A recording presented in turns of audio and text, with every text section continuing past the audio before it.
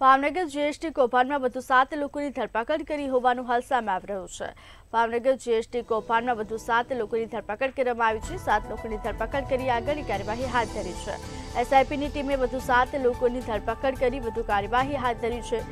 જોકે હાલ નીલમબાગ પોલીસ સ્ટેશનમાં ગુનામાં હાલ ધરપકડ કરવામાં આવી છે। નીલમબાગ પોલીસ સ્ટેશનના નોંધાયેલા ગુનામાં ધરપકડ કરાઈ છે। સાથે આરોપીઓને કોર્ટમાં રજૂ કરવામાં આવશે। બોગસ પેઢીના નામ જીએસટી કૌભાંડ કરાવ્યું હોવાનું હાલ સામે આવી રહ્યું છે। બોગસ પેઢીના નામે જીએસટી કૌભાંડ આચરવામાં આવ્યું હતું, ત્યારે આ કૌભાંડમાં વધુ 7 લોકોની ધરપકડ કરવામાં આવી છે। ભાવનગર જીએસટી કૌભાંડમાં વધુ 7 લોકોની ધરપકડ કરી આગળની કાર્યવાહી હાથ ધરવામાં આવી છે।